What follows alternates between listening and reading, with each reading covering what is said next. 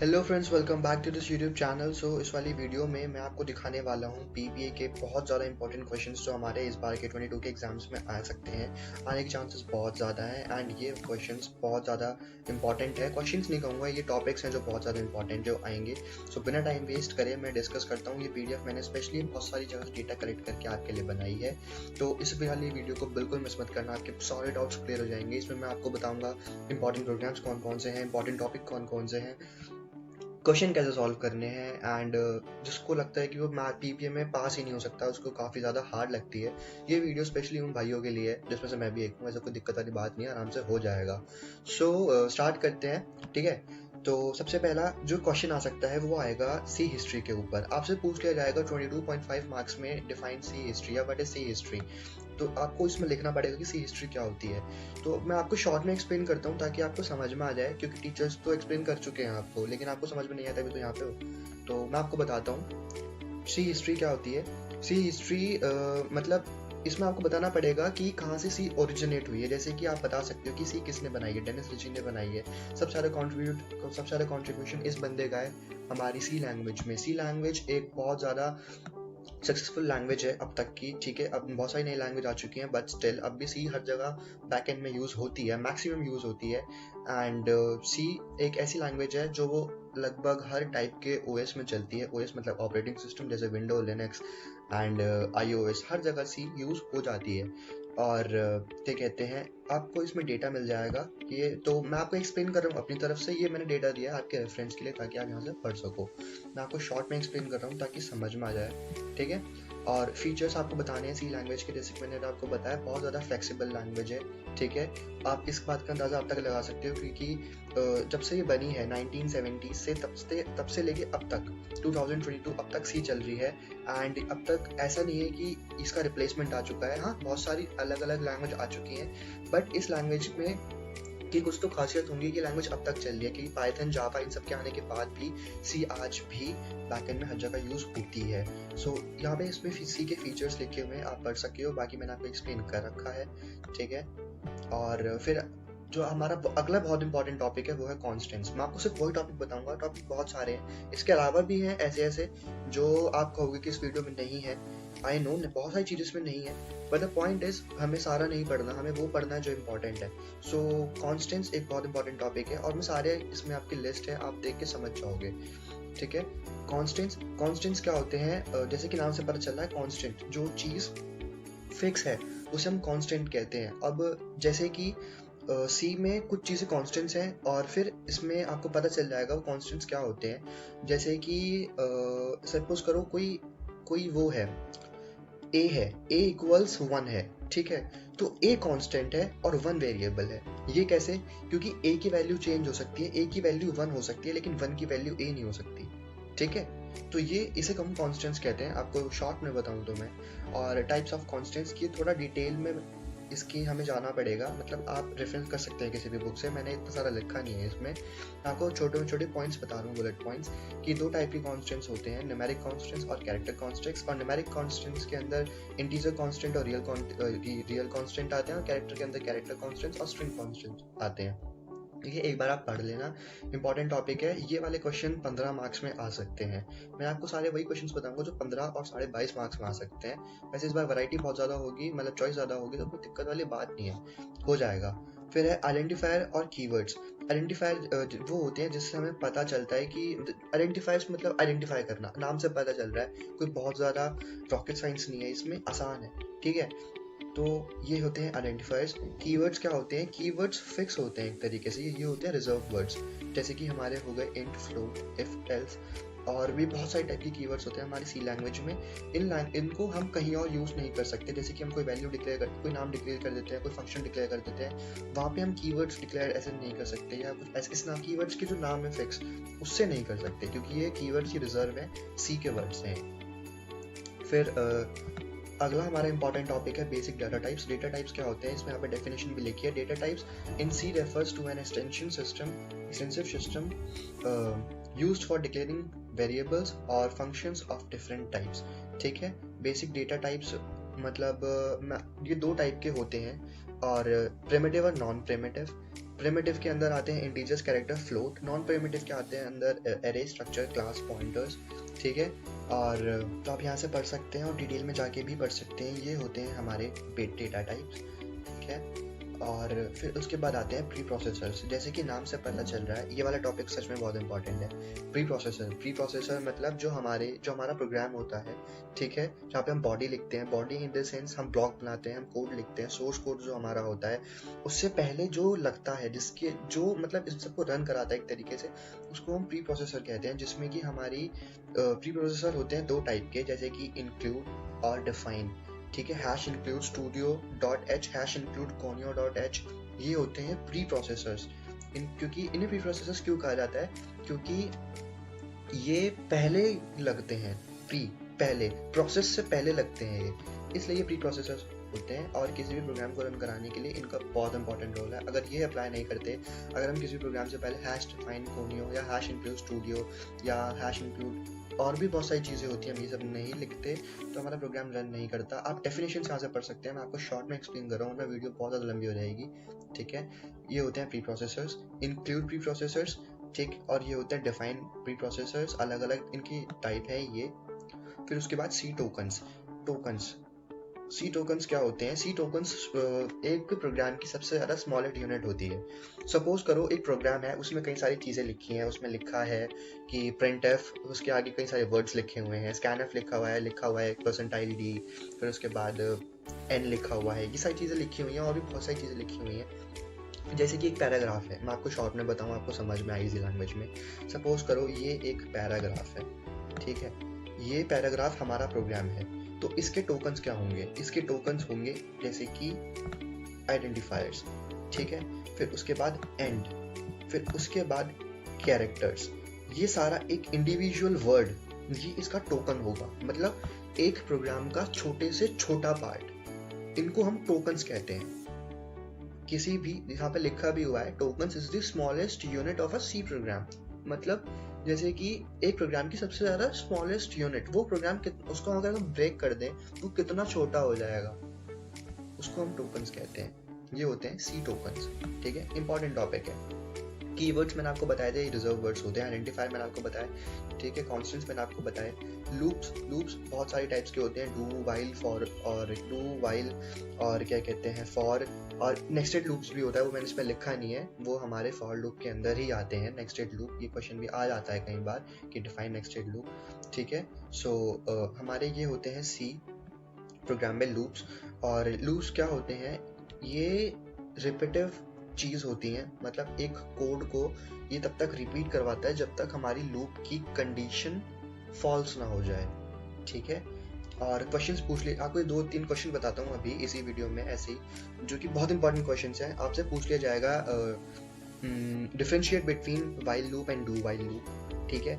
बहुत important question है, आ जाता है। वाइल लूप में आपको फिर इसको बताना पड़ेगा कि वाइल लूप जो होता है वो एंट्री कंट्रोल होता है, डू वाइल लूप जो होता है वो एग्जिट कंट्रोल लूप होता है। अभी आपको दिखाता हूँ, ये देखिए, while loop can be address as an entry control loop. ये एंट्री कंट्रोल लूप होता है। इसमें क्या होता है कि पहले कंडीशन चेक होती है। इसमें ऐसा होता है, वाइल मतलब करो, कब? जब ये कंडीशन ट्रू है। अगर वो कंडीशन ट्रू होती है, सपोज करो हमारी कंडीशन है कि x इक्वल्स 2, अगर हमारी कंडीशन ट्रू है कि हाँ, अगर जो हमारी वैल्यू है, मतलब जो हमने x है हमारा, अगर वो 2 के बराबर है, ठीक है, तो वो ब्लॉक एग्जीक्यूट होगा, वरना ब्लॉक एग्जीक्यूट नहीं होगा। ये होता है वाइल लूप। और डू वाइल में क्या होता है? इसमें पहले काम हो जाता है, पहले डू करता है ये। डू मतलब जो हमारा सोर्स कोड हमने लिखा हुआ है, जो हमारा कोड लिखा हुआ है, उसको एग्जीक्यूट कर देगा, उसके बाद कंडीशन चेक करेगा कि वो हमारी कंडीशन ट्रू है भी या नहीं। और फॉर लूप में क्या होता है? फॉर लूप भी एक तरीके से हमारा, मैं आपको पढ़ के बताता हूँ। For loop is used to execute a set of statement. बहुत सारे स्टेटमेंट को एग्जीक्यूट करने के लिए हम फॉर लूप यूज करते हैं, ठीक है। और फिर उसके बाद हमारा इसमें आता है, ये हो गए हमारे लूप्स। इसके बाद हमारा आता है ट्रायल एंड एरर मेथड, ठीक है। ट्रायल एंड एरर मेथड, एक सेकेंड, कहाँ गया? ट्रायल एंड एरर मेथड में क्या होता है? इसमें जैसे कि हम अलग अलग टेक्निक्स को, सिचुएशंस को ट्राई करते हैं, मतलब सिचुएशंस पे हम टेक्निक्स ट्राई करते हैं, अलग अलग मेथड्स, ताकि हम एक बेस्ट वो निकाल पाएँ मतलब हम बार बार ट्राई करते हैं एक तरीके से, और फिर उसमें जो एरर होते हैं वो हम ठीक करते हैं। ट्रायल एंड मेथड ये होता है। डेफिनेशन अगर आपको मैं नॉर्मल लैंग्वेज में बताऊं तो टेक्निकल टर्म्स में काफ़ी ज़्यादा टिपिकल हो सकता है। ब्रेनस्टॉर्मिंग क्या होती है? तो ब्रेनस्टॉर्मिंग में क्या होता है, ब्रेनस्टॉर्मिंग में बहुत सारे लोग मिलके एक प्रॉब्लम का सॉल्यूशन निकालते हैं। ठीक है, आप इसमें पढ़ सकते हो, मैं आपको पढ़ के बताता हूँ और मैं आपको समझाता भी हूँ। Brainstorming is a group method for obtaining new ideas and business solutions.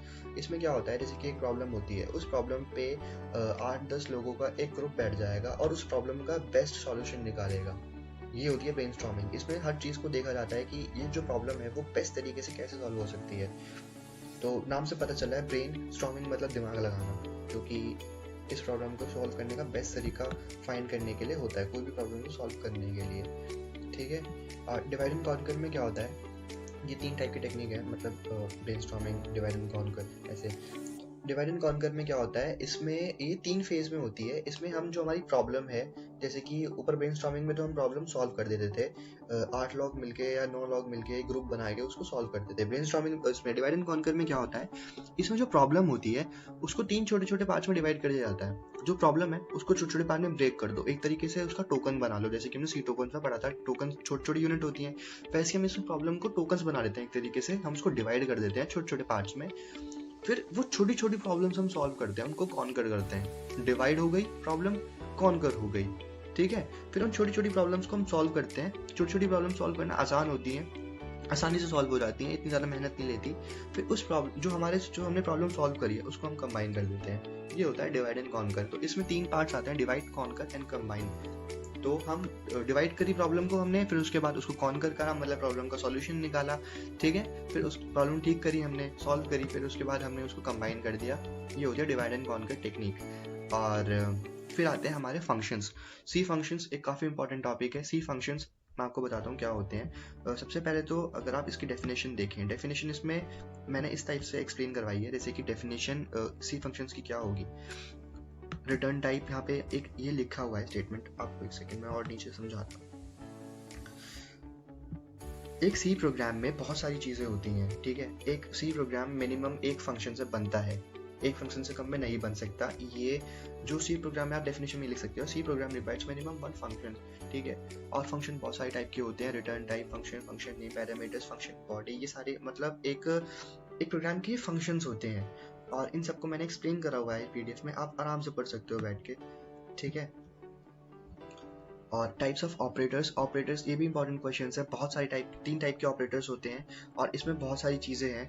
मैंने बहुत शॉर्ट में लिखा हुआ है, मैंने सिर्फ इनकी डेफिनेशन दी है, आप और डिटेल में पढ़ सकते हो, क्योंकि 22.5 नंबर में इतना सा लिखोगे आपको मार्क्स नहीं मिलेंगे कि, और सारा पॉसिबल भी नहीं है कि मैं आपको इसी वीडियो में बता दूँ। तो मैंने आपको एक ब्रीफ में शॉर्ट में एक आइडिया दिया है। तो 3 टाइप के हमारे ऑपरेटर्स होते हैं। यूनिनरी ऑपरेटर्स वो होते हैं जो कि सिंगल ऑपरेंड्स से चलते हैं, जैसे कि प्लस हो गया, ये हमारा यूनिनरी ऑपरेटर हो जाता है। बाइनरी ऑपरेटर्स जो हमारे 2 ऑपरेटर्स पे चलते हैं, इस पर लिखा भी है, binary operator is an operator that operates two operands, मतलब दो हमारे ऑपरेंड्स से चलता है। ठीक है, टर्नरी मतलब 3, सो यूनिनरी मतलब 1, बाइनरी मतलब 2, टर्नरी मतलब 3।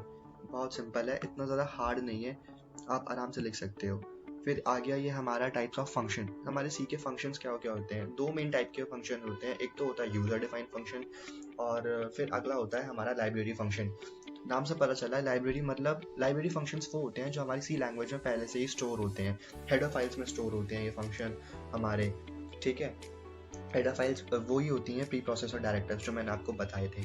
और इनमें क्या होता है, जैसे कि हम कोई फंक्शन बनाते हैं, ठीक है, तो वो हो गया यूजर डिफाइन। और जो कंप्यूटर से हमें फंक्शन मिलते हैं जो सी लैंग्वेज में पहले से डिफाइन है, हेडर फाइल में डिफाइन है, ठीक है, जिन्हें हमें बनाने की जरूरत ही नहीं है, बस हमें उन्हें कॉल करना है और उसके बाद वो अपने आप अपना काम कर देंगे, हमें बताना नहीं पड़ेगा सिस्टम को कि इस फंक्शन का क्या रोल है। वो होते हैं हमारे फंक्शंस, यूजर लाइब्रेरी फंक्शंस। और लाइब्रेरी फंक्शंस के एग्जांपल्स हैं स्कैनफ, प्रिंटफ, पुटch, getchr, ये सारे फंक्शन जिन्हें हमें बताना नहीं पड़ता उन्हें करना क्या है। अगर हमें कुछ प्रिंट करवानी है हम लिख देंगे printf और वो अपने आप प्रिंट हो जाएगी, और हमें ये नहीं बताना पड़ेगा सिस्टम को कि printf का क्या यूज है। क्यों? क्योंकि वो चीज़ पहले से कहीं ना कहीं डिफाइन है। और कहाँ डिफाइन है? हेडर फाइल्स में। और हेडर फाइल्स क्या होती हैं? Pre processor directories. तो ऐसे टॉपिक्स को रिलेट करते हैं एक दूसरे को। फिर उसके बाद आ गया call by value and call by reference in C. ये दो तरीके होते हैं हमारे प्रोग्राम में वैल्यू को कॉल करने के लिए, ठीक है। कॉल बाय वैल्यू, इसमें एक इससे क्वेश्चन भी बनता है, वो मैं आपको बताऊंगा, पहले आपको बता दूं ये है क्या चीज़।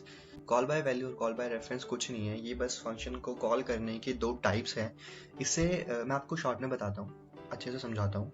कॉल बाय वैल्यू, आपको इससे नाम से पता चल रहा है कि वैल्यू को कॉल करा जा रहा है। कॉल बाय वैल्यू, इसमें हम वैल्यू कॉल करते हैं, ठीक है।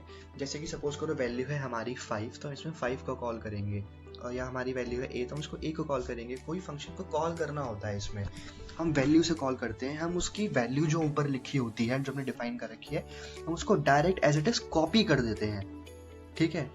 ये होता है कॉल बाय वैल्यू। और फिर आता है कॉल बाय रेफरेंस। रेफरेंस, नाम से पता चल रहा है कि रेफरेंस, हम इसमें रेफर करते हैं उसकी वैल्यू को, उसकी वैल्यू का एड्रेस रेफर करते हैं।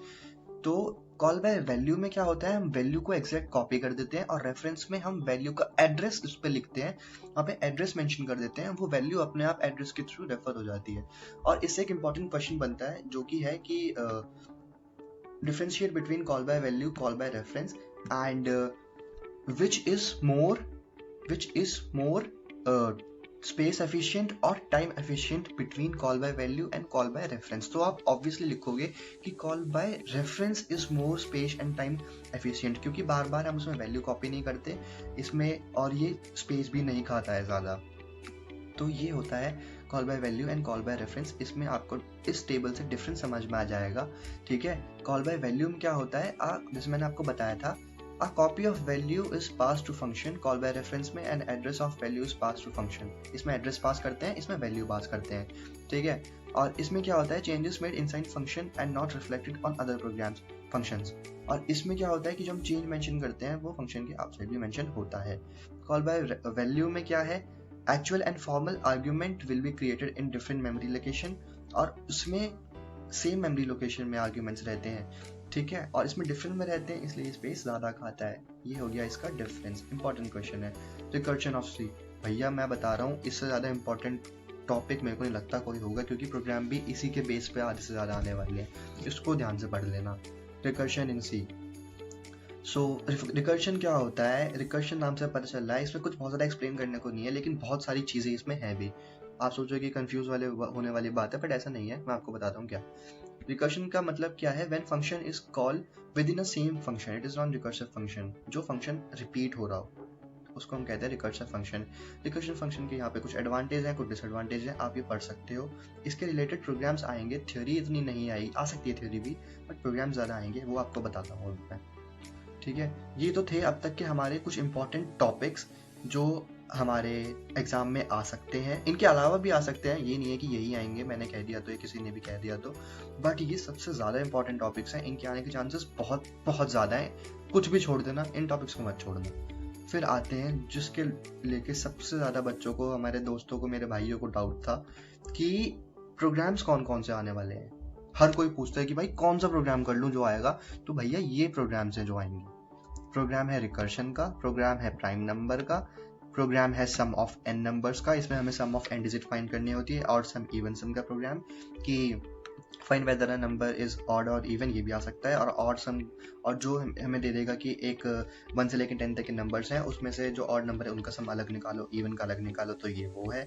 फिर आ सकता है पास्कल ट्रायंगल का, इसके वैसे चांसेस थोड़े कम है बट हैं। और फैक्टोरियल वाला ये प्रोग्राम भी बहुत इंपॉर्टेंट है। तो मैं सच्ची बताऊं, अगर आपको समझ में नहीं आ रहा तो इसमें मेरे को तो सबसे ज़्यादा थोड़ा हार्ड तो नहीं है, बट हाँ थोड़ा अजीब सा ही पास्कल ट्रायंगल लगता है, ठीक है। आप ये सारे प्रोग्राम कर लो, एक बार को ये पास्कल वाला छोड़ देना, बट इन बाकी के 5 प्रोग्राम्स को तो गलती से भी मत छोड़ना। तो ये थे हमारे सबसे ज़्यादा इंपॉर्टेंट प्रोग्राम्स जिनके आने के चांसेस बहुत ज़्यादा हैं। एंड सच्ची बता रहा हूँ, मैंने बहुत सारे क्वेश्चन पेपर्स देखे हैं प्रीवियस ईयर के, इन प्रोग्राम के अलावा कोई और प्रोग्राम आया नहीं है सेमेस्टर 1 में, यही आते हैं, ये पढ़ लो। और जितने मैंने यहाँ पे ये आपको, मैं आपके लिए नोट्स बनाए हैं, ये पढ़ लो, आप पास तो आराम से हो जाओगे। अच्छे नंबर स्कोर करने हैं फिर तो थोड़ा आप डीप में पढ़ो। तो ये थी हमारी ये वीडियो। आई होप इस वाली वीडियो से आपको कुछ हेल्प मिली होगी, आपको कुछ नया सीखने को मिला होगा, थोड़े से भी नॉलेज बढ़ी है। तो प्लीज़ इस चैनल को सब्सक्राइब कर दो, इस वीडियो को लाइक कर दो और अब शेयर कर दो अपने दोस्तों के साथ। Thank you so much guys.